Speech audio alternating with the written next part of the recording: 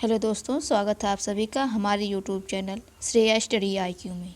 जैसा कि आप जानते हैं कि हमारा क्लास 9th की NCERT का आज सेकंड डेज है और इसके पहले हमने बात किया था भारत के आकार स्थिति के बारे में। भारत का आकार कैसा है, भारत पूरे विश्व में किस प्रकार लोकेट करता है, कहाँ पे स्थिति इसकी है, लोकेशन क्या है, और भारत के साथ साथ कौन से देश बाउंड्री साझा करते हैं अपना। इन सब के बारे में हमने अच्छे से डिस्कस किया था। पूरा भारत के बारे में अच्छे से विस्तार से हमने पढ़ा था। ठीक है, तो आज भारत की भौतिक स्वरूप के बारे में हम पढ़ने वाले हैं। ठीक है, यानी कि पिछले क्लासों में हमने भारत के जो पॉलिटिकल जो एस्पेक्ट को हमने कंप्लीट किया था और आज हम बात करेंगे भारत के फिज़िकल एस्पेक्ट को। इसमें हम देखेंगे इसके बारे में। तो जैसा कि आप जानते हैं कि भारत एक विशाल देश है। अगर क्षेत्रफल के अनुसार हम देखें तो यह विश्व में 7वां सबसे बड़ा देश है। इसके पहले अगर हम बात करते तो 6 सबसे बड़े देश हैं जिसको हम रकूबाई के नाम से याद किए थे, और 7वें नंबर पे भारत आता है, जिसमें विभिन्न प्रकार की स्थलाकृतियों को हम देख सकते हैं। जो भारत है, यहाँ पे भारत में विभिन्न प्रकार की स्थलाकृतियाँ जो है विद्यमान हैं, जैसा कि आप देख सकते हैं पठार, पर्वत, मैदान, द्वीप समूह, यह सब क्या है आपको भारत में देखने को मिल जाएंगे। अगर भूगर्भिक दृष्टिकोण से अगर हम देखें तो भारत में अत्यधिक प्राचीनतम और जो अत्यधिक नवीनतम दोनों जो क्षेत्र हैं, दोनों चीज़ों को हम आसानी से भारत में देख सकते हैं। अगर बात करते हैं कि भारत की हम प्राचीनतम भौगोलिक दृष्टिकोण को देखें, अगर भौगोलिक स्थलाकृतियों को देखें तो यह भारत का जो प्रायद्वीपीय वाला पठारी भाग है, इसको हम अत्यंत क्या कहते हैं, अत्यंत प्राचीन है। जो भारत का जो प्रायद्वीपीय पठार भाग है वह बहुत ही प्राचीन समय से देखने को मिलता है और अत्यधिक वह जो निर्मित है आग्नेय चट्टानों से निर्मित है, जो कि अस्थायी रूप है। यहाँ पे भूकंप जैसी घटनाएं आने की संभावना ना के बराबर होती थी। लेकिन अगर हम हालिया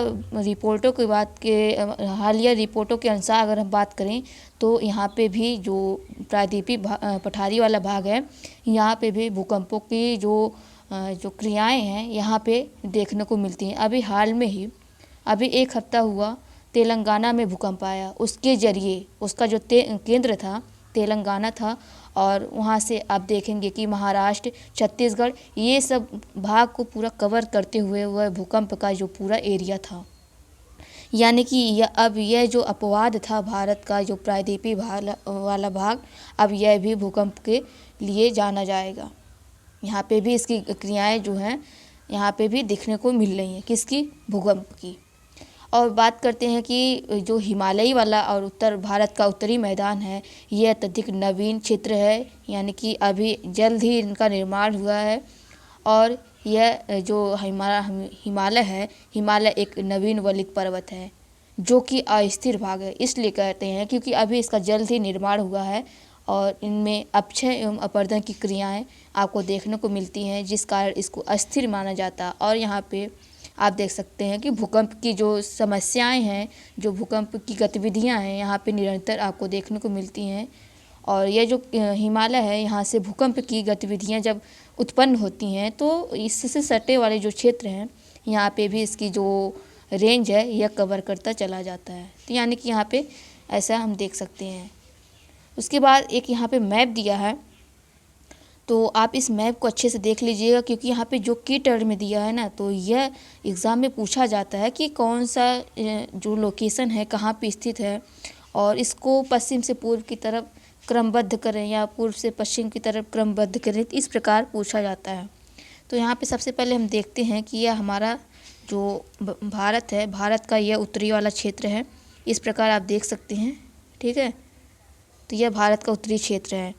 और अगर हम बात करते हैं जो हमारा हिमालय है, तो जो हमारा हिमालय है यह पश्चिम से लेके पूर्व की तरफ पूरा एक अर्धवृत्त की तरह यह इनका निर्माण आपको देखने को मिलता है। यह एक, जैसे कि हमारा यह एक वृत्त है, तो इसका आधा वृत्त का भाग हम देखें तो कुछ इस प्रकार है ना, तो चंद्राकार की टाइप का, तो उल्टे चंद्राकार की तरफ हम देख सकते हैं हमारा भारत जो हिमालय है इसकी स्थिति है। तो यहाँ पे आपको देखने को मिल जाता है, यहाँ पे कई श्रेणियाँ देखने को मिलती है उत्तर में। जैसा कि आप देखिए काराकोरम श्रेणी है, लद्दाख श्रेणी, उसके बाद जास्कर श्रेणी, 3 श्रेणियाँ आपको दिख रही है। उसके बाद आप देख सकते हैं हमारा जो पड़ोसी देश हैं कौन कौन से, यहाँ पे पाकिस्तान है, यहाँ पे इधर अफ़गानिस्तान आपको देखने को मिलेगा, यहाँ पे चीन है, नेपाल यहाँ पे इसकी स्थिति है, यहाँ पे भूटान, फिर यहाँ पे बांग्लादेश, यहाँ पे म्यांमार। तो ये सब आपको पहले वाले क्लासों में हमने पढ़ाया था। तो बात करते हैं यहाँ पे देखिए कि जैसे कि उत्तरी मैदान का अगर हम बात करें तो गंगा नदी है, जो कि गंगा नदी के द्वारा ही जो उत्तरी मैदान का जो भाग है, इसी के द्वारा जो अवसाद लाए गए हैं उन्हीं के द्वारा हमारे उत्तरी मैदान का निर्माण होता है। तो गंगा नदी एक प्रमुख नदी मानी जाती है, जो सबसे बड़ी नदी है भारत की, और इसी की सहायक नदी आपको देखने को मिल जाएगी यमुना नदी, और यहाँ पे आपको देखने को मिलेगा घाघरा नदी और गंडक नदी और कोसी नदी। ये सब इसकी सहायक नदियाँ हैं जो कि आपको देखने को मिलेगी बाएं तरफ की नदियाँ हैं। तो इस प्रकार से भी एग्ज़ाम में पूछा जाता है कि गंगा की सहायक नदी बाएं तरफ से क्रमबद्ध कीजिए। तो इस प्रकार से आपको बताने को पूछ लिया जाएगा, तो आपको ऑप्शन में देखना पड़ेगा।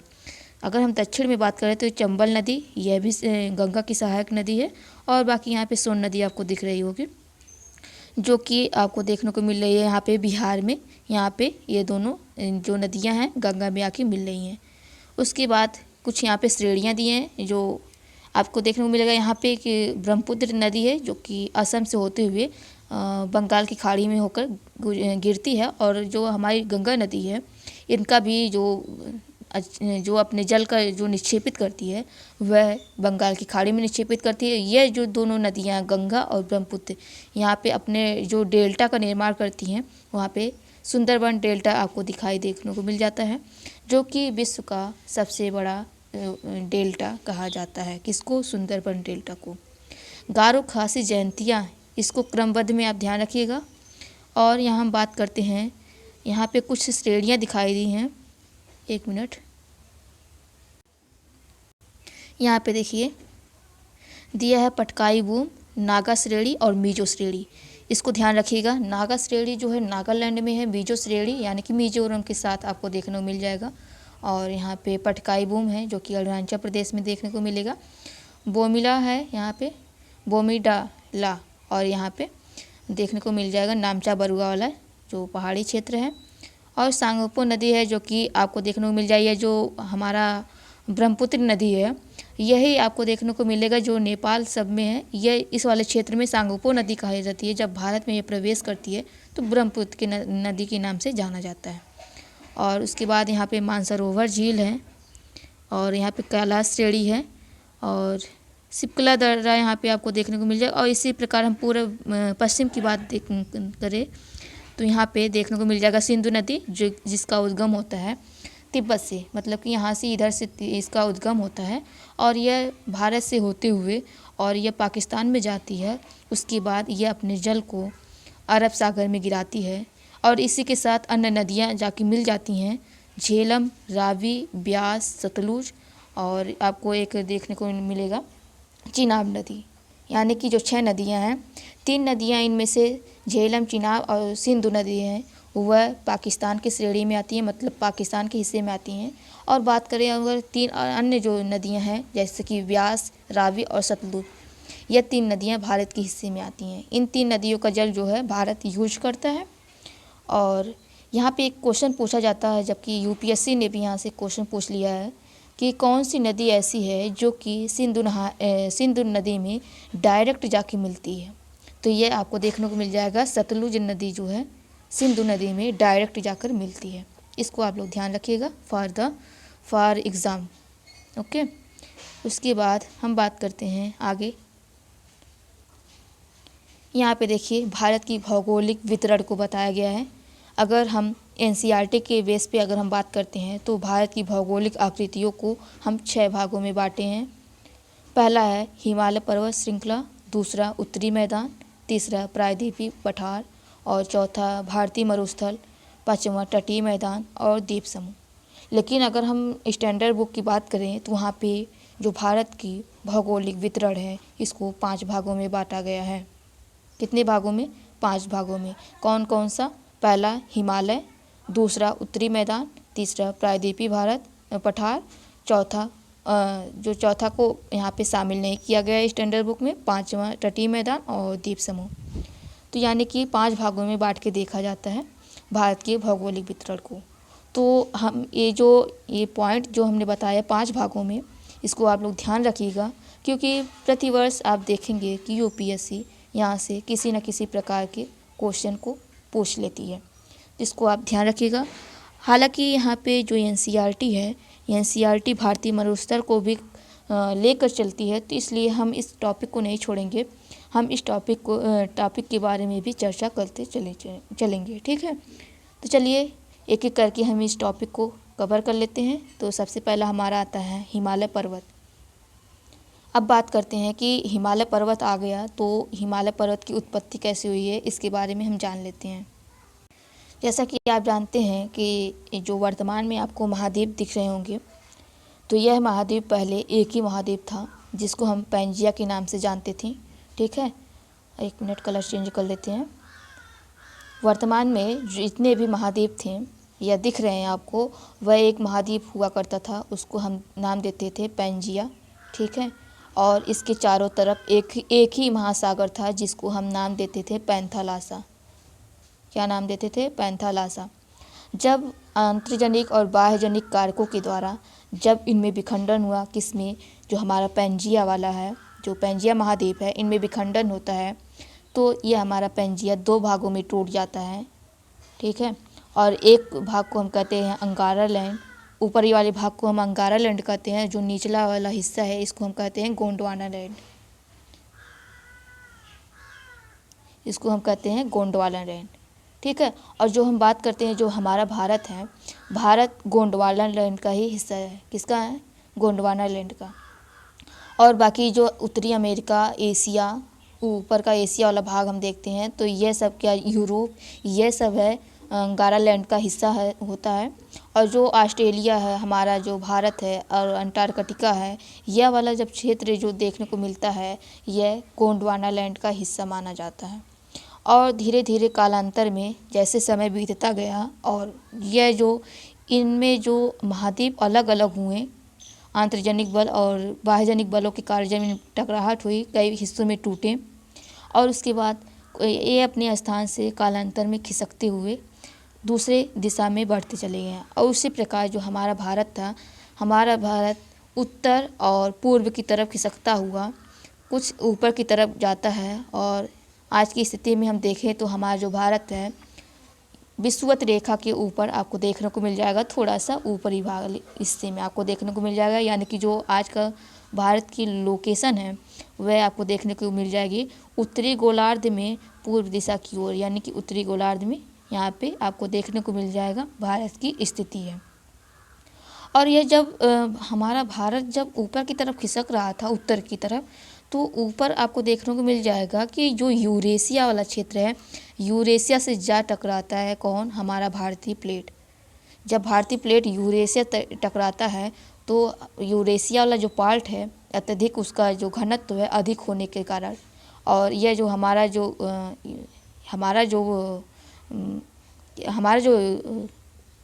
जो भारतीय प्लेट है वह नीचे की तरफ धंसती है।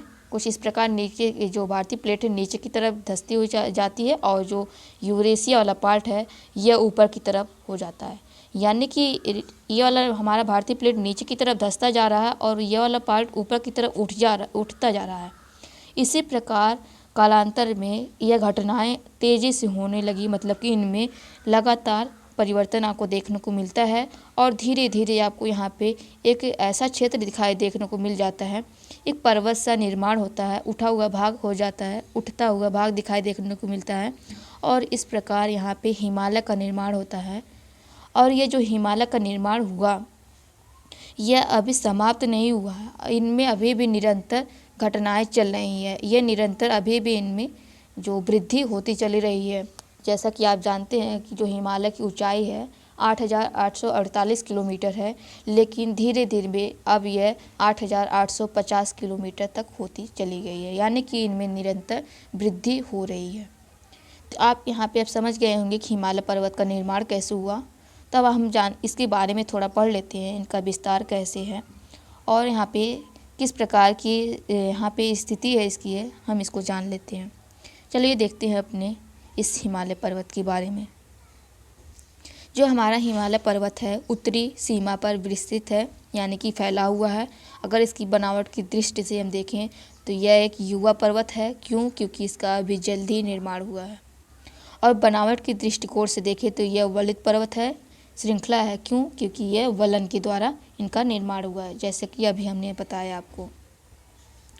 अगर यह श्रृंखला है जो पश्चिम से पूर्व, यानी कि हम पाकिस्तान से लेकर अरुणाचल प्रदेश की तरफ देखते हैं तो यह सिंधु नदी और ब्रह्मपुत्र नदियों के बीच में फैला हुआ है। यानी कि हमने अभी लोकेशन दिखाया आपको, पश्चिम की तरफ सिंधु नदी बहती है और पूर्व की तरफ हमारा जो ब्रह्मपुत्र नदी बहती है, और इन्हीं के बीच में हमें देखने को मिलता है जो हमारा हिमालय है, इसका विस्तार पाया जाता है। हिमालय विश्व की सबसे ऊंची चोटी है, जिसकी ऊंचाई हमने अभी बताया 8,848 किलोमीटर, या नवीनतम डाटा से हम बात करें तो 8,850 किलोमीटर बोल सकते हैं। यहाँ पे आपको देखने को मिल जाएगा इसकी जो लंबाई है 2400 किलोमीटर है। कितनी है? 2400 किलोमीटर के दायरे में फैला हुआ है। और जिसका आकार अगर हम बात करते हैं तो एक अर्धवृत्त का निर्माण करता है, कुछ इस प्रकार। ठीक है। और इसकी चौड़ाई की बात करते हैं तो जम्मू कश्मीर में ये लगभग 400 किलोमीटर तक फैला हुआ इसकी क्या है? चौड़ाई है। और वहीं अरुणाचल प्रदेश की बात करें तो ये 150 किलोमीटर, यानी कि इसकी जो चौड़ाई है पश्चिम से पूर्व की तरफ घट जाती है। ठीक है, इतना समझ में आया होगा आपको।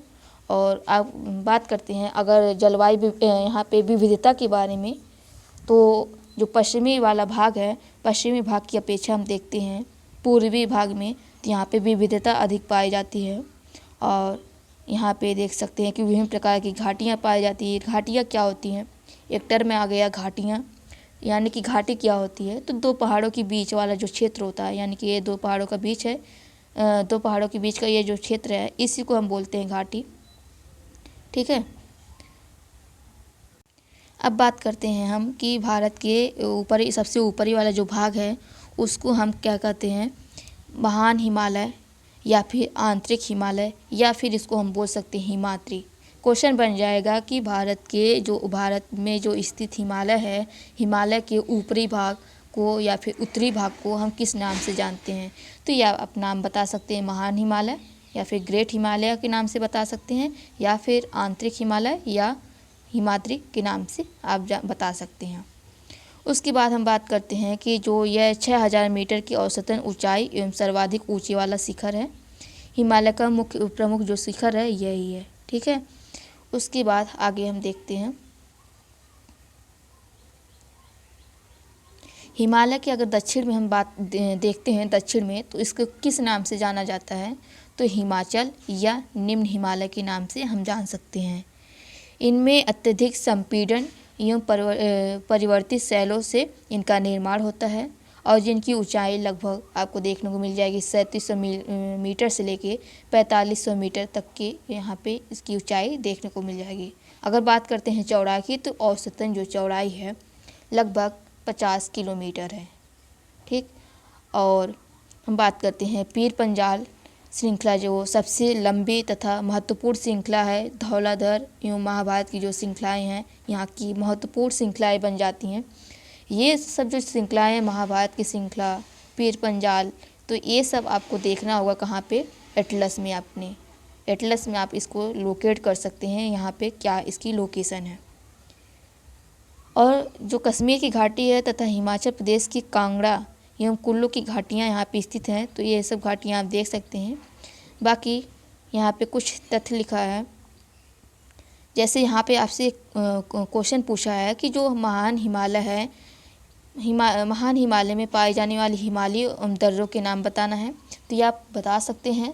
दर्रा क्या होता है? तो दो पहाड़ों के बीच जो प्राकृतिक सक्रिय मार्ग होते हैं, यानी कि अगर हम बात करते हैं दो पहाड़ इस प्रकार से स्थित हैं, यहाँ पे आने थोड़ा सा जगह खाली है और यहाँ से आप आ जा सकते हैं, यानी कि यह प्राकृतिक दर्रा जो हमारा प्राकृतिक सकरा मार्ग हुआ ना, इसी को हम दर्रे के नाम से जानते हैं, इसी को दर्रा कहते हैं।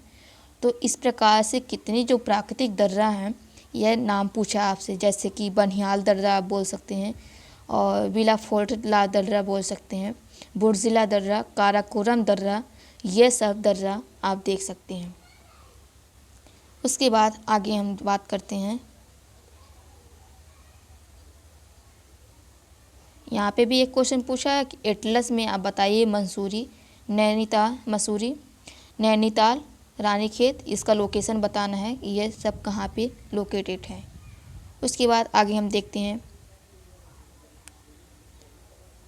हिमालय का सबसे बाहरी श्रृंखला को हम शिवालिक हिमालय के नाम से जानते हैं, यानी कि ऊपरी वाले भाग को तो हमने हिमाद्री कहा, लेकिन जो निचला वाला क्षेत्र है हिमालय का, उसको हम शिवालिक रेंज के नाम से जानते हैं, जैसा कि हमने अभी मैप में आपको दिखाया था।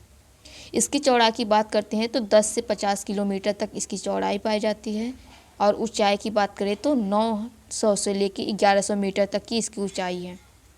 ये श्रृंखला उत्तर में स्थित मुख्य हिमालय की श्रृंखलाओं से नदियाँ यहाँ से आपको देखने को मिलती हैं, यहाँ से नदियाँ निकलती हैं, और ये नदियाँ आप धीरे धीरे ये मैदानी वाले क्षेत्र में आती हैं, अपने साथ अवसादों को लेकर आती हैं, जिससे कि हिमालय जो मैदान है, उत्तरी मैदान, इसका निर्माण होता है। अगर हम बात करते हैं जो शिवालिक रेंज है, इनमें कुछ प्रसिद्ध दून पाए जाते हैं, ठीक है, जैसे कि देहरादून हुआ, कोटली दून हुआ, पाटली दून हुआ।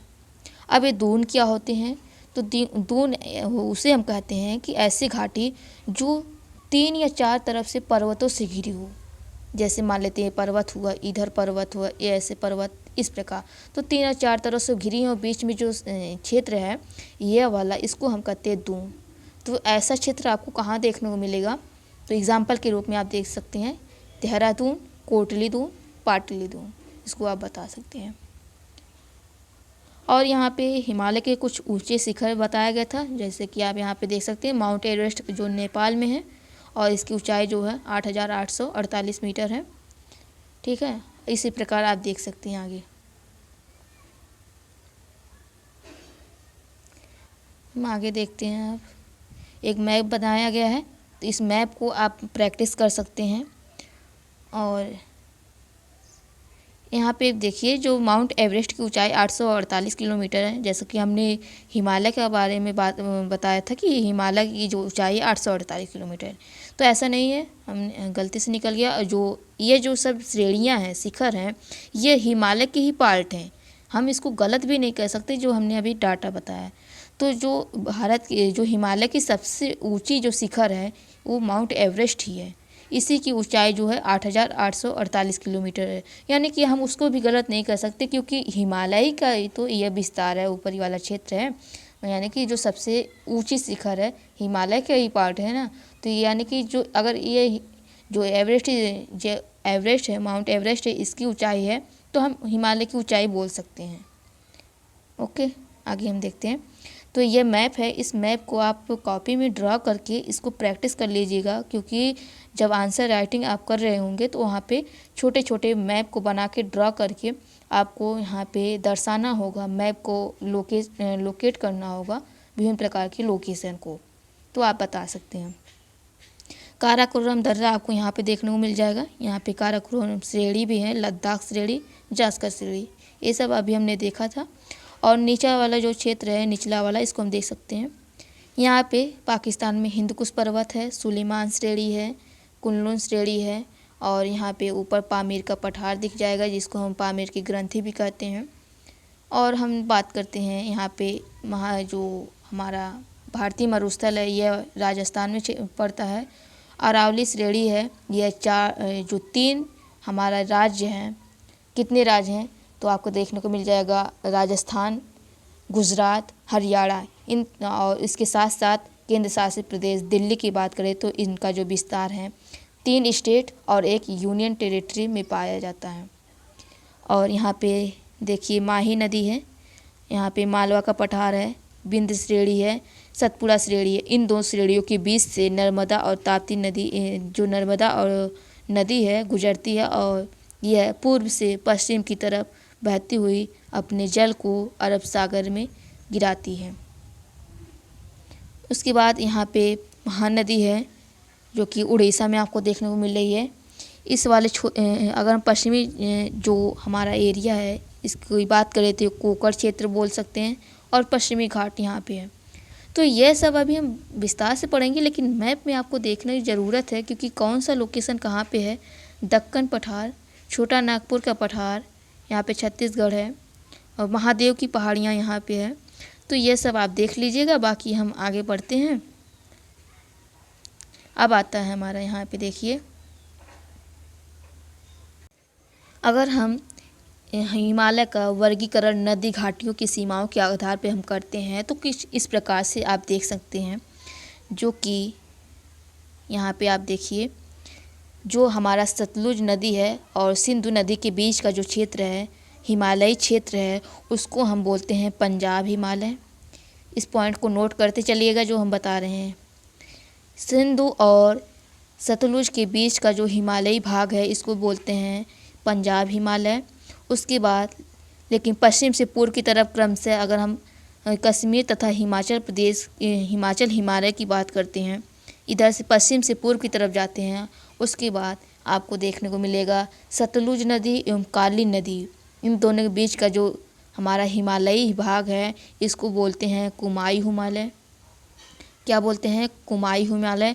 उसके बाद काली नदी और तीस्ता नदी, इनके बीच का जब हिमालय वाला क्षेत्र देखते हैं तो उसको हम बोलते हैं नेपाल हिमालय। और तीस्ता नदी, दिहांग नदी जो कि अरुणाचल प्रदेश में है, और तीस्ता नदी अरुणाचल नदी के बीच का जो हिमालयी क्षेत्र है इसको हम बोलते हैं असम हिमालय। पंजाब हिमालय, कुमाई हिमालय, नेपाल हिमालय और असम हिमालय, इसको आप नोट डाउन कर लीजिएगा। उसके बाद ब्रह्मपुत्र नदी की सबसे पूर्वी वाली सीमा बनाती है।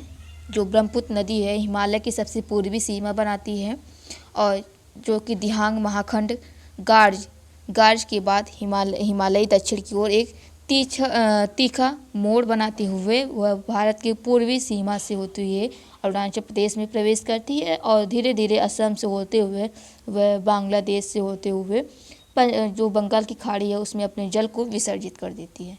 अब यहाँ पे एक शब्द आया गार्ज। ये गार्ज क्या होता है? ठीक है, ये आप गूगल करके वहाँ पे देख सकते हैं कि गार्ज का निर्माण किस प्रकार होता है। आगे हम बढ़ते हैं।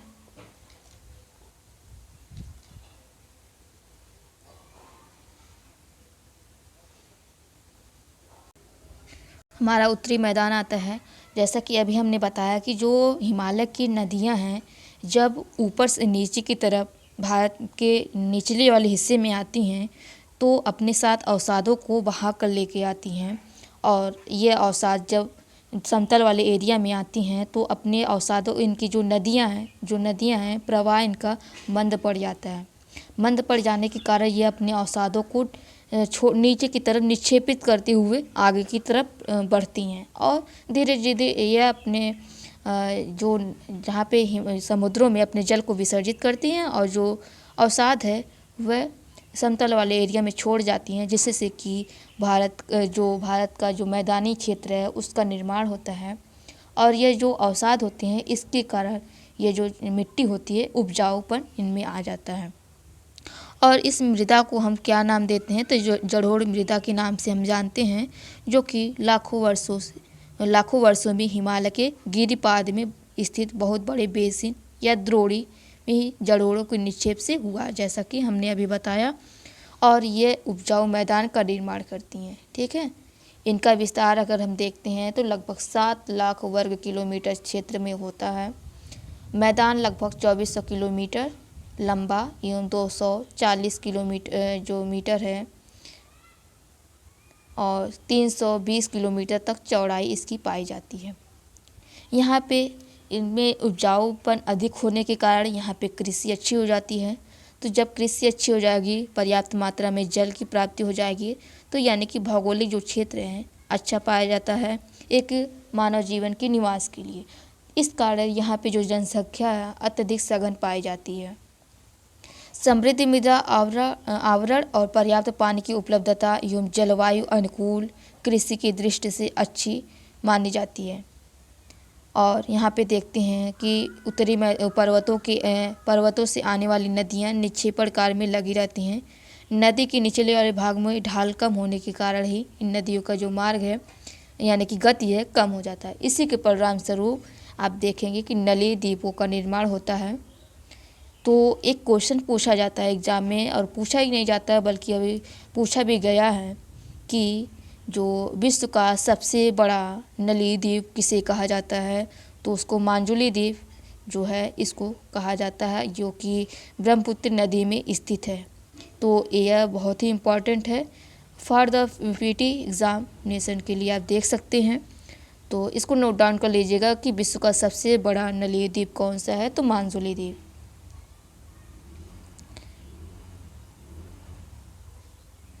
आगे बढ़ते हैं। जब ये नदियाँ जो अपने साथ अवसादों को लेकर आती हैं, तो जब निचले भागों में आती हैं तो अधिक मात्रा में गाद यानी कि अवसाद एकत्र हो जाते हैं। तो इससे क्या होती है कि जो नदी की धाराएं होती हैं विभिन्न भागों में बढ़ जाती हैं। जब रुकावटें बीच में आएंगी, नदी के जलों में बीच में रुकावटें आएंगी, तो नदी क्या करेगी, अपना जो मार्ग है, रास्ता है, वह चेंज कर लेगी। तो इस प्रकार विभिन्न प्रकार की इसकी आकृतियाँ बन जाती हैं, यानी कि विभिन्न भागों में जब बढ़ जाती हैं इनकी धाराएं, उसको हम क्या नाम देते हैं, तो वितरिका कहते हैं। जैसे कि यहाँ पे देखिए, जैसे कि ये नदी आ रही है और यहाँ पे अवसाद आए तो ये ऐसे बट गई, इधर से इसकी धाराएं चली गई, ऐसे आ गई। तो यह वाला जो क्षेत्र होता है इसको हम कहते हैं वितरिका। अब यहाँ पे एक फैक्ट दिया है, बोल रहा है कि दोआब, इसका अर्थ होता है दो नदियों के बीच का क्षेत्र। दोआब, दो नदियों का बीच का क्षेत्र, जो कि दोआब दो शब्दों से मिलकर बना है। एक होता है दो मतलब दो, आब मतलब पानी, ठीक है। इसी प्रकार पंजाब भी दो शब्दों से मिलकर रहता है, यानी कि जिसको हम बोल सकते हैं पंज और आब, यानी कि 5 नदियों के बीच का जो क्षेत्र है उसको हम पंजाब कहते हैं।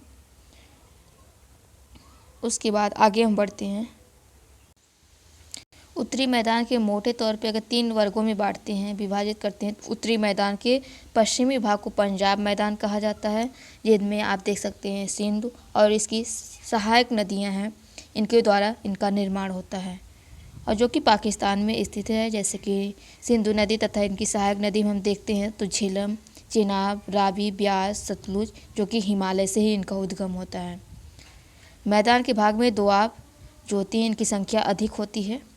और वहीं उसके बाद गंगा मैदान है, इसका जो विस्तार है घग्गर नदी, तीस्ता नदियों के बीच पाया जाता है, जो कि उत्तरी भारत में देख सकते हैं हरियाणा, दिल्ली, उत्तर प्रदेश, बिहार, झारखंड, कुछ इन भागों से तथा पश्चिम बंगाल के भागों में इनका फैलाव है। यानी कि आप बोल सकते हैं कि जो गंगा मैदान है, जो गंगा नदी का विस्तार बेसिन है, कितने राज्यों में इनका विस्तार पाया जाता है, तो हरियाणा, दिल्ली, उत्तर प्रदेश, बिहार, पंजाब, झारखंड, पश्चिम बंगाल, आप इसको लर्न कर लीजिएगा, नोट डाउन कर लीजिए। जो कि इनका विस्तार देख सकते हैं कि ब्रह्मपुत्र का मैदान जो है, जो कि पूर्व में असम में इनका स्थित है, विस्तार पाया जाता है। और इसके बाद अगर यहाँ पे जो हिमालय से नदियाँ अपने साथ अवसादों को जब लेकर आती हैं, तो आप यहाँ पे 3-4 शब्द यहाँ पे ध्यान दीजिएगा, 3-4 शब्द मिलेंगे, जैसे कि भाबर, तराई, बांगर, खादर। अब एक एक करके हम जान लेते हैं यह होता क्या है। जैसे कि देखिए, जब नदियाँ जो पर्वतों के नीचे जब उतरती हैं, तो वह शिवालिक ढाल पे जब आती हैं, लगभग शिवालिक ढाल की बात करें तो 8 से 16 किलोमीटर तक इनकी चौड़ाई पाई जाती है। जब यह चौड़ी जो पट्टी गुटिका का निक्षेपण करती है, यानी कि मान लीजिए आप इस प्रकार समझिए, हिमालय से कोई नदी आ रही है, अपने साथ कंकड़ पत्थर को भी लेके आ रही है बहाव से, इसकी ढाल अधिक है। जब थोड़ा यह इसकी ढाल कम होती है, तो इनके जो कंकड़ पत्थर है यहाँ पे निक्षेपित कर दी। निक्षेपित करने के बाद आप देखेंगे कि नदी का जो जल है, यह नदी का जल यहाँ पे भी तो बह रहा है, इन कंकड़ पत्थरों के बीच से नदी का जो जल छिपा हुआ दिखेगा आपको। डायरेक्ट उतनी नदी नहीं दिखाई देगी, लेकिन इनके नीचे जल क्या कर रहा, इनका जो जल है बह रहा है। तो यहाँ पे आपको नदी में कंकड़ पत्थर अधिक देखने को मिल रहा है। इनके बीच से होकर जा रही है नदियाँ, यानी कि विलुप्त से प्राय देखने को मिलती है। नदियाँ नीचे हैं लेकिन ऊपर से कंकड़ पत्थर ढेर सारे आपको बड़े बड़े दिख रहे हैं। तो ऐसे वाले जो क्षेत्र हैं, ऐसे क्षेत्र को हम क्या कहते हैं, भाबर के नाम से जानते हैं। ठीक है। अब क्या हुई कि जो हमारी नदियाँ हैं वह क्या हुई, आगे बढ़ तो रही है, कुछ इस प्रकार से बढ़ रही है, और जो कंकड़ पत्थर हैं, बड़े कंकड़ पत्थर तो पीछे ही रह गए। अब धीरे धीरे और यह नदी जो है मैदानी वाले क्षेत्र में प्रवेश करती है, और यहाँ पे इसकी जो नदी का जो वेग है वह और कम हो जाता है। कब होने के कारण जो अपने अवसाद हैं इनको नीचे छोड़ जाती है। अवसाद को जब छोड़ेगी नीचे तो यहाँ पे क्या होगा कि इसी प्रकार से देखने को मिलती है। यहाँ पे अब क्या होगा, दलदली क्षेत्र का निर्माण होता है। इस दलदली वाले क्षेत्र को जो निर्माण होता है इसको हम तराई के नाम से जानते हैं। ठीक है। अब यह आपको समझ में आ गया होगा। अब दूसरा चीज़ आता है, दूसरा टर्म आता है कि बांगर और खादर। आप इस प्रकार से समझिए कि मान लीजिए कि कोसी नदी है, कोसी नदी जो कि बिहार में है, इसको मतलब कि यह हमेशा इसमें बाढ़ आती रहती है। तो मान लीजिए कोई क्षेत्र है बिहार का, यहाँ पे यह कोसी नदी बह रही है, और कोसी नदी जब बहती है तो इसका कोई रास्ता है, ये अपने रास्ते से जा रही है। ठीक है। अब यहाँ पे बाढ़ आ रही तो यह वाला जो क्षेत्र है यह खादर कहलाएगा। अब मान लीजिए कोसी नदी अपना रास्ता परिवर्तित कर ली, अब इधर से अब यह नदी बह रही है।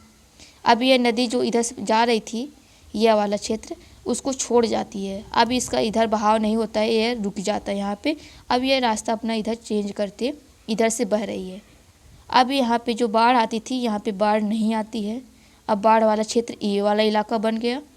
तो ए वाला क्षेत्र क्या हो जाएगा, इधर वाला क्षेत्र जहाँ पे बाढ़ नहीं आती है उसको कहते हैं बांगर क्षेत्र, और जो जहाँ पे हमेशा बाढ़ आ रही है उसके किनारे वाले क्षेत्र को, यानी जो नए जिसके द्वारा बाढ़ के द्वारा जो नए जो क्षेत्र बन रहा है, जिसकी जो मिट्टी है उर्वर बन रही है, उपजाऊ बन रही है, तो यहाँ पे इसको कहते हैं खादर वाला क्षेत्र। यानी जो दूर का है, नदी से जो दूर वाला क्षेत्र हो गया उसको हम बोलते हैं बांगर, जो नदी के समीप वाला क्षेत्र है उसको बोलते हैं खादर। और जो खादर होता है अत्यधिक उपजाऊ होता है, इनमें गहन खेती की जा सकती है, यहाँ पे खेती जो होती है अच्छी मात्रा में होती है। तो अब यहाँ पे चारों टर्म आपको समझ में आ गए होंगे, बांगर क्या है, खादर क्या है, और भाभर क्या होता है, और यहाँ पे एक टर्म और देखने को मिला रहा होगा आपको, तराई क्षेत्र। यानी कि चारों चीज़ आप ध्यान रखिएगा, ये पीटी के लिए इम्पॉर्टेंट हो जाता है। उसके बाद आगे हम आते हैं, जो भारत का प्रायद्वीपीय पठार है इसको हम देखते हैं।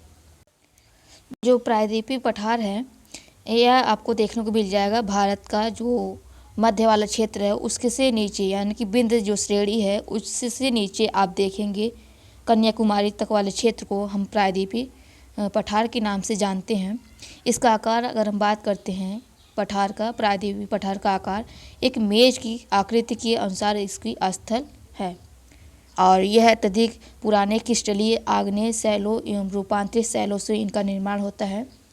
अगर बात करते हैं तो इसको हम दक्कन ट्रैप के नाम से भी जानते हैं, क्योंकि जब ज्वालामुखी यहाँ पे उत्पत्ति हुई इनके द्वारा आग्नेय शैलों का निर्माण होता है, और उसके बाद इनमें यहाँ की जो ज्वालामुखी से जो मैग्मा निकला इनके द्वारा पूरा जो ये क्षेत्र निर्मित होता है, भारतीय जो प्रायद्वीपीय पठार का अत्यधिक आग्नेय शैल का निर्माण होता है। इस कारण यहाँ पे देखने को मिलेगा आपको, जैसे कि हमने शुरुआत में बताया कि यह जो अस्थायी होता है, और यहाँ पे भूकंप की जो घटनाएं नहीं के बराबर आपको देखने को मिलती हैं। और जो यह दक्कन का पठार है, यह इसको हम दो यहाँ पे देखिए कि प्राचीनतम भूभाग का एक हिस्सा है। एक मिनट। और इस पठारी भाग की चौड़ाई छिछली घाटी एवं गोलाकार पहाड़ियाँ यहाँ पे निर्मित हैं। इस पठार के दो मुख्य भाग देखने को मिलते हैं आपको, एक होता है मध्य उच्च भूमि, दूसरा होता है दक्कन का पठार। यहाँ से दो नदियाँ होकर गुजरती हैं जो कि पूर्व से पश्चिम की तरफ बहती हैं। क्वेश्चन पूछा जाता है कि पूर्व से पश्चिम की तरफ बहने वाली नदियाँ कौन सी हैं, तो कुछ ही आपको एग्जाम्पल के रूप में देखने को मिलती हैं जो कि पूर्व से पश्चिम होकर बहती हैं नदियाँ। और इसके बाद कई नदियाँ हैं जो कि अधिकांश जो नदियाँ हैं वह पश्चिम से पूर्व बहती हैं, लेकिन कुछ ही नदियाँ हैं जो कि पूर्व से पश्चिम की तरफ बहती हैं। तो वह कौन सी नदी है? तो यहाँ पे आपको नर्मदा एवं ताप्ती नदी देख सकते हैं आपकी, जो कि बंगाल अरब सागर में अपने जल को विसर्जित करती हैं। जो नर्मदा नदी के उत्तर में प्रायद्वीपीय पठार का वह भाग जो कि मालवा के पठार की अधिकतर भागों में फैला है, उसे मध्य उच्च भूमि के नाम से जानते हैं। और विंध्य जो श्रृंखला है वह दक्षिण में सतपुड़ा श्रृंखला तथा उत्तर पश्चिम में अरावली से घिरी हुई है। अरावली कहाँ पे है? राजस्थान में, जो कि भारत के पश्चिम वाले क्षेत्र में देख सकते हैं। पश्चिम में यह धीरे धीरे राजस्थान के बलुई तथा पथरीले मरुस्थल में यहाँ पे देखने को मिलती हैं। इस क्षेत्र में जो बहने वाली नदियाँ जैसे कि चंबल नदी हुई, सिंध नदी, बेतवा, केन और दक्षिण पश्चिम की बात करते हैं तो इससे पूर्व से उत्तर पूर्व की तरफ बहने वाली जो नदियाँ हैं तो इस तरह से बहती हैं। जैसे कि यहाँ पे देखिए कि जो पश्चिम से पूर्व की तरफ जो ढाल होती है कम होती जाती है, जिस कारण जो अधिकांश नदियाँ होती हैं पश्चिम से पूर्व की तरफ अपने जल को विसर्जित करती हैं। और बात करते हैं कि जो मध्य उच्च भूमि वाला है, पश्चिमी में चौड़ी हैं लेकिन पूर्व में यह संकीर्ण है। कौन? मध्य भूमि वाला क्षेत्र है, मध्य उच्च भूमि वाला क्षेत्र है। पश्चिम में चौड़ी हैं और पूर्व में संकीर्ण पाई जाती हैं, सक्रिय पाई जाती हैं। ठीक है। इस पठार के पूर्वी विस्तार के स्थानीय रूप से आप बुंदेलखंड तथा बघेलखंड के नाम से जानते हैं। इसके लिए पूर्व के विस्तार को दामोदर नदी एवं जो अपवाहित जो छोटा नागपुर पठार यहाँ पे स्थित है। जो दक्षिण का पठार है इसकी जो आकृति है त्रिभुजाकार है, जैसे कि ये हमारा जो भारत है। ठीक है, भारत का इस प्रकार आकार है। मैप में आप देखिए, मैप कहाँ पे है, एक मिनट। यह देखिए, यह भारत का भारत है। और जो भारत का जो प्रायद्वीपीय पठार है यह कुछ इस प्रकार आप देखिए, ये त्रिभुज के आकार का आपको दिख रहा होगा। इस प्रकार से है उल्टा त्रिभुज आपको दिख रहा होगा। तो यही क्या है? प्रायद्वीपीय पठारी वाला क्षेत्र है। उत्तर में इसके चौड़े आधार पाए जाते हैं जो कि सतपुड़ा वाले श्रृंखला को आप देख सकते हैं। यहाँ पे महादेव कैमूर की पहाड़ी स्थित है। मैकाल श्रृंखला एवं पूर्वी इसका विस्तार पाया जाता है। और अगर हम जो उत्तर पूर्व की बात करते हैं तो यहाँ पे देख सकते हैं कि हिमालय तथा कॉर्बी एंगलोंग पठार स्थित है। उत्तर का काचार जो पहाड़ी है यहाँ पे पाई जाती है। अगर हम दक्षिण की बात करें तो वो भारत के जो दक्षिणी वाली भाग की, तो पश्चिमी घाट की अब देखते हैं। यहाँ पे देखिए कि जो पश्चिमी वाला भाग है यहाँ पे अनाई मुड़ी की जो पहाड़ी है, डोडा बेटा। और पूर्वी घाट की अगर हम बात करें तो सबसे ऊंची शिखर जो कि महेंद्रगिरी है, लेकिन वर्तमान दृष्टि से हम देखें तो विशाखापट्टनम में स्थित झींगागड़ा जो कि 1690 मीटर इसकी ऊंचाई पाई जाती है, जो कि आज के हिसाब से देखें तो पूर्वी घाट की सबसे ऊंची चोटी मानी जाती है। महेंद्रगिरी तो 1500 ही मीटर है, जबकि झिंगागड़ा जो कि 1690 मीटर पाई जाती है। तो आप इसको ध्यान रखिएगा। यहाँ पे देखिए कुछ फैक्ट लिखा गया है। जो हमारा प्रायद्वीपीय पठार है यहाँ पे एक विशेषता इसकी पाई जाती है, जो ज्वालामुखी के द्वारा इस पठार का निर्माण होता है, जिसको दक्कन ट्रैप के नाम से जानते हैं। तो यहाँ की जो मृदा है काली मृदा पाई जाती है। काली मृदा में आपको देखने को मिल जाएगा कपास की खेती बहुत ही अच्छी पाई जाती है। और यहाँ पे काजू का जो उत्पादन होता है अच्छी मात्रा में पाई जाती है। उसके बाद आप इसको ध्यान रखिएगा, इस दक्कन वाले ट्रैप को, जो जीएस यहाँ से आपको देखने को मिलेगा। यूपीएससी मेंस के एग्ज़ाम में 2022 में यहाँ से क्वेश्चन पूछा गया था दक्कन ट्रैप से रिलेट करके। और यह काली मृदा से निर्मित यहाँ पे कौन सी खेती अच्छी पाई जाती है? तो कपास की खेती यहाँ पे अच्छी पाई जाती है। यहाँ पे क्वेश्चन एग्ज़ाम में पूछा जाता है। उसके बाद भारतीय मरुस्थल की हम बात करते हैं। भारतीय मरुस्थल की जो लोकेशन है राजस्थान में है, इसका विस्तार पाया जाता है।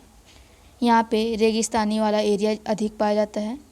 अरावली जो पहाड़ी के पश्चिमी किनारे पे हम देखते हैं, जिसका नाम है थार मरुस्थल, इसका लोकेशन यहाँ पे स्थित है। यहाँ पे आपको देखने को मिलेगा कि एक बहुत बड़े बड़े टीले, बालू के जो टीले हैं, यहाँ से बालू के टीले के द्वारा यह ढका हुआ है और तरंगित मैदान यहाँ पे स्थित है। अगर हम क्षेत्र में देखते हैं तो प्रतिवर्ष लगभग 150 मिलीमीटर ही यहाँ इससे भी कम वर्षा पाई जाती है। इस कारण यहाँ की जो जलवायु है अत्यधिक शुष्क पाई जाती है और जो वनस्पतियाँ होती हैं बहुत ही कम पाई जाती हैं। और इस कारण यहाँ पे जो वनस्पतियाँ जो भी उगती हैं उसकी जो पत्तियाँ होती हैं अत्यधिक छोटी और नोकीली पाई जाती हैं। और यहाँ पे नदियाँ बहुत कम देखने को मिलती हैं और जो कुछ भी जो नदियाँ अगर जो बह रही हैं वह क्या होती हैं, मौसम के अनुसार, ऋतुओं के अनुसार बहती हैं। यानी कि जब तक वर्षा का ऋतु रहता है यहाँ पे नदियाँ प्रवाहित होती रहती हैं, इनमें जल का प्रवाह होता रहता है। और जैसे ही जलवायु ऋतु का परिवर्तन होता है, गर्मी की ऋतु आती है, तो यहाँ पे जो नदियाँ हैं वह बालू में विलीन हो जाती हैं। और लेकिन कुछ ही नदियाँ हैं, जैसे कि आप देख सकते हैं कि लूनी नदी, जो कि यह सबसे इस वाले क्षेत्र की सबसे बड़ी नदी पाई जाती है। इसके बाद जो बरकान, जो कि अर्धचंद्राकार बालू का टीला होता है, इनका विस्तार अधिक क्षेत्र में पाया जाता है। लेकिन लंबवत टीले भारत और पाकिस्तान की सीमा के समीप प्रमुखता से पाए जाते हैं, यानी अधिक मात्रा में पाए जाते हैं। ये यहाँ पे आप देख सकते हैं जैसलमेर, अगर हम देख सकते हैं यहाँ पे इसकी लोकेशन आप देख सकते हैं। जो जैसलमेर है यहाँ पे ऐसे वाले क्षेत्र आपको देखने को मिल जाएगा। यहाँ पे देखिए, ये हमारे भारतीय मरुस्थल का बताया गया दृश्य दिखाया गया है। यहाँ पे रेगिस्तान, पूरा ढेर सारे यहाँ पे रेगिस्तान देखने को मिल रहे हैं। यहाँ पे बालू ही बालू दिख रहा है। यह क्या है, हमारा थार मरुस्थल का लोकेशन दिखाया गया है। उसके बाद आता है तटीय वाला क्षेत्र। अब तटीय वाला क्षेत्र कैसा हो गया, जैसे कि हमारा यह भारत है, भारत का यह वाला जो क्षेत्र है, ठीक है, यह वाला जो क्षेत्र है, इनके बीच का आपको खाली स्थान जो हमने रखा है इस मैप में, तो यह वाला जो क्षेत्र है वह तटीय क्षेत्र कहा जाता है। इसको तटीय मैदान के नाम से जानते हैं। और ये जो हमने पट्टियाँ बनाई है दोनों तरफ, पूर्वी और पश्चिमी में, तो यह क्या पट्टी है, संकीर्ण पट्टी पाई जाती है, इन्हीं का विस्तार पाया जाता है। यह पश्चिम में अरब सागर से लेके पूर्व में बंगाल की खाड़ी तक इसका विस्तार है। किसका, हमारे तटीय मैदान का। पश्चिमी घाट और जो कि अरब सागर के बीच स्थित एक संकीर्ण मैदान है। इस मैदान के 3 भाग होते हैं। पहला ऊपरी वाला क्षेत्र की अगर हम बात करते हैं, इसको हम बोलते हैं कोंकण, ठीक है। और उसके बाद मध्य वाला बात करें, जो कि हम देख सकते हैं कि मुंबई और गोवा वाले क्षेत्र की बात करें तो हम इसको बोलते हैं कन्नड़ मैदान। और दक्षिणी भाग की बात करते हैं, ये वाला क्षेत्र, तो इसको बोलते हैं मालाबार तट के नाम से जानते हैं। वहीं बंगाल की खाड़ी के साथ विस्तृत मैदान चौड़ा समतल है, यानी कि जो हमारा यह बंगाल वाला क्षेत्र है, ठीक है, ये वाला क्षेत्र देखने को मिल रहा है, यह क्या है, चौड़ा है और समतल वाला क्षेत्र है। अब हम देखते हैं कि इसका जो उत्तरी वाला भाग है, यानी कि ए वाला भाग, कलर चेंज कर लेते हैं, जो पूरब का उत्तरी वाला भाग है, इसको हम बोलते हैं उत्तरी सरकार, इसको बोलते हैं उत्तरी सरकार। और दक्षिण वाले भाग को हम बोलते हैं कोरोमंडल तट। इस वाले क्षेत्र को हम बोलते हैं कोरोमंडल तट। उसके बाद यहाँ पे कुछ प्रमुख नदियाँ यहाँ पे बहती हैं, जो कि पश्चिम से लेके पूर्व की तरफ इसका प्रवाह होता है। जैसे कि महानदी, जो कि उड़ीसा में आपको देखने को मिल जाएगा। उसके बाद गोदावरी, कृष्णा नदी, कावेरी, इस प्रकार की जो नदियाँ हैं वह पश्चिम से पूर्व की तरफ बहती हैं। और ये नदियाँ जब अपने जल को बंगाल की खाड़ी में विसर्जित करती हैं तो वहाँ पे डेल्टा का निर्माण करती हैं। इसका निर्माण करती हैं डेल्टा का। जबकि अगर हम बात करें पश्चिमी नदियों के बारे में, तो पश्चिमी नदियों में ऐसा नहीं पाया जाता है। पश्चिमी नदियाँ डेल्टा का निर्माण नहीं करके एस्चुरी का निर्माण करती हैं। वहीं जो पूरब की जो नदियाँ हैं, अपने जल को जब समुद्र में प्रवाहित करती हैं, विसर्जित करती हैं, तो वहाँ पे डेल्टा का निर्माण करती हैं। यहाँ पे एक फैक्ट दिया है कि चिल्का जो झील है, यह झील भारत के खारे पानी की झील सबसे बड़ी झील पाई जाती है झील है, जो कि आपको देखने को मिल जाएगा कि भारत के पूर्वी जो तटीय वाला क्षेत्र है वहाँ पे इसकी लोकेशन है, और यह भारत के उड़ीसा वाले राज्य में पाया जाता है और महानदी डेल्टा के दक्षिण में यह स्थित है। इसको आप नोट डाउन कर लीजिएगा फॉर एग्ज़ाम, पीटी एग्ज़ाम के लिए, ठीक है। और बाकी एग्ज़ाम में पूछा जाता है कि चिल्का नदी जो है खारे पानी की सबसे बड़ी नदी है। एशिया की सबसे खारे पानी की सबसे बड़ी नदी कौन सी है? तो चिल्का झील है। झील कौन सी झील है? तो चिल्का झील है। उसके बाद हम बात करते हैं द्वीप समूह की। जो भारत के द्वीप समूह हैं दो हैं। एक है लक्षद्वीप समूह और दूसरा है अरब, यहाँ पे जो अंडमान निकोबार वाला द्वीप समूह है, तो इसको आप ध्यान रखिएगा। बाकी हम आगे देखते हैं। जो हमारा लक्षद्वीप द्वीप समूह है, यह कहाँ पे पाया जाता है? तो केरल के मालाबार तट के पास स्थिति है इसकी। कौन सी? जो हमारा लक्षद्वीप है। इसको लक्षद्वीप को अन्य नाम से जानते हैं, लकाद्वीप, मिनिकॉय द्वीप, एमेन द्वीप के नाम से इसको जानते हैं। 1973 की अगर हम बात करें तो 1973 में इसका नाम बदल के लक्षद्वीप रखा गया था। इनका विस्तार अगर हम बात करते हैं तो 3200 वर्ग किलोमीटर में इनका विस्तार पाया जाता है। जो कवरत्ती जो द्वीप है वह लक्षद्वीप की प्रशासनिक मुख्यालय यहाँ पे है। किसका? जो लक्षद्वीप है कवरत्ती द्वीप, इसका प्रशासनिक मुख्यालय है। इस द्वीप समूह पर पादप जंतु के बहुत से प्रकार पाए जाते हैं। पिटली द्वीप समूह जो कि यहाँ पे द्वीप है, यहाँ पे मनुष्य का निवास नहीं पाया जाता है, ठीक है। वहाँ पे एक पक्षी अभयारण्य भी है, आप वहाँ पे गूगल में सर्च कर सकते हैं। उसके बाद आता है हमारा दूसरा हमारा द्वीप समूह, जिसका नाम है अंडमान निकोबार द्वीप समूह, जो कि द्वीप समूह जो भारत के आकार के सबसे बड़े संख्या में यहाँ पे लोग का निवास है। और इसका अभी हाल में ही जो राजधानी है चेंज हुई है, जिसका नाम है विजयपुरम रखा गया है। किसकी? इसके पहले थी पोर्ट ब्लेयर, जो कि अभी चेंज हुई है, जिसका नाम है विजयपुरम रख दिया गया है, ठीक है। इसको आप लोग ध्यान रखिएगा, एग्ज़ाम में पूछ लिया जाता है, क्योंकि अभी जल्द ही इसका चेंज हुआ है तो एग्ज़ाम में पूछने की संभावना बन जाती है। उसके बाद एक तथ्य आता है प्रवाल के बारे में। अब यह प्रवाल क्या होता है बहुत इम्पॉर्टेंट है, क्योंकि जलवायु परिवर्तन के कारण इनमें भी परिवर्तन देखने को मिल रहा है, तो यहाँ पे क्वेश्चन बन जाएगा, इसलिए ध्यान रखिएगा। प्रवाल जो होता है पॉलिप कम समय में जीवित रहने के सूक्ष्म प्राणी होते हैं, जो कि समूह में रहते हैं। इनका विकास होता है छिछले वाले समुद्री क्षेत्र में होता है, और गर्म जो जल होता है वहाँ पे इनका निर्माण देखने को मिलता है, यानी कि जो इनकी संख्या है पाई जाती है। ये इनका जो खोखला जो कवर होता है कैल्शियम कार्बोनेट से बना होता है।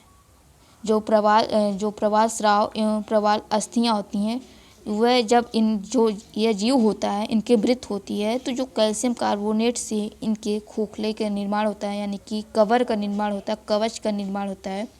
यह क्या करते हैं? यह समुद्र के निचली सतह पे बैठ जाते हैं। बैठने से यह धीरे धीरे कालांतर में एक द्वीप का निर्माण करती हैं। और इसी प्रकार अगर एग्जाम्पल के रूप में आप देखते हैं तो जो हमारा लक्षद्वीप है और ऑस्ट्रेलिया का जो पूर्वी हिस्सा है, इन्हीं के द्वारा निर्मित है। तो इनके जो कवच हैं, इन्हीं के द्वारा द्वीप का निर्माण हो जाता है, ठीक है। और इनके यह विभिन्न प्रकार के पाए जाते हैं, तो 3 प्रकार के पाए जाते हैं। पहला है प्रवाह रोधिका, दूसरा तटीय प्रवाह भित्ति, और तीसरा प्रवाल वलय, जो द्वीप है ऑस्ट्रेलिया के ग्रेट बैरियर द्वीप। यहाँ पे आप इसका अच्छा उदाहरण देख सकते हैं। उसके बाद प्रवाल जो वलय हैं द्वीप समूह गोलाकार या हार्स आकार के रोधिका वाले पाए जाते हैं। तो इस प्रकार हमने अच्छे से देख लिया, और उसके बाद आगे देखते हैं। यहाँ पे कुछ एक तथ्य लिखा गया है कि भारत का एकमात्र जो सक्रिय ज्वालामुखी है अंडमान निकोबार द्वीप समूह के बैरन द्वीप में स्थित है। यह एग्ज़ाम में हमेशा पूछा जाता है, इसको नोट डाउन कर लीजिएगा। भारत का जो एकमात्र सक्रिय ज्वालामुखी कहाँ पे फूटता है, यहाँ पे उद्गमित होता है, तो अंडमान निकोबार द्वीप समूह के बैरन द्वीप पर स्थित है, ठीक है। उसके बाद हम बात करते हैं अभ्यास का। क्वेश्चन जो पूछा गया है, पहला क्वेश्चन पूछा है कि एक स्थलीय भाग जो कि 3 ओर से समुद्र से घिरे होते हैं उसको हम क्या नाम देते हैं। ऑप्शन नंबर 1 दिया है कि तट, यहाँ पे दूसरा दिया प्रायद्वीप, तीसरा दिया है द्वीप और चौथा दिया है इनमें से कोई नहीं। तो ऑप्शन कौन सा सही होगा, तो second number is the right option है, क्योंकि जो 3 ओर से कोई भी खंड अगर 3 ओर से घिरा होता है उसको हम क्या बोलते हैं, प्रायद्वीप कहते हैं। अगर चारों ओर से घिरा होता है तो उसको हम बोलते हैं द्वीप। तो इस प्रकार आप देख सकते हैं। दूसरा क्वेश्चन पूछ रहा है कि भारत के पूर्वी भाग में म्यांमार की जो सीमा का निर्धारण करने वाले पर्वतों का संयुक्त नाम कौन सा है। तो हिमाचल, उत्तराखंड, यह तो उत्तरी वाला क्षेत्र है तो यह नहीं हो सकता है। उसके बाद खा नंबर दिया है कि पूर्वांचल, और चौथा जो दिया है इनमें से कोई नहीं है। तो यहाँ पे खा नंबर वाला सही होगा। पूर्वांचल वाला जो हिमालय क्षेत्र है, बाउंड्री है, वो म्यांमार की सीमा का निर्धारण करता है। तीसरा दिया है कि गोवा के दक्षिण में स्थित पश्चिम तटीय पट्टी को क्या कहते हैं। जो दक्षिण में पश्चिम तटीय पट्टी को क्या नाम देते हैं। तो यहाँ पे कोरोमंडल दिया है, कोंकण दिया है, कन्नड़ दिया है और उत्तरी सरकार दिया है। तो यहाँ पे कौन सा हो जाएगा, तो यहाँ पे कन्नड़ वाला क्षेत्र है, इसको यह वाला ऑप्शन जो है सही हो जाएगा। चौथा दिया है पूर्वी घाट का सर्वोच्च शिखर कौन सा है। तो यहाँ पे महेंद्रगिरी इसके अनुसार होगा, लेकिन आज की डेटा के अनुसार हम देखते हैं तो यह ऑप्शन नहीं होगा। तो झिंगीगढ़ा जो हमने बताया था यहाँ पे सही हो जाएगा। लेकिन अगर हम एनसीईआरटी की बेस पे देखें, जो हमने पीछे पढ़ा उसके आधार पे हम देखते हैं तो महेंद्रगिरी जो है ये सही हो जाएगा।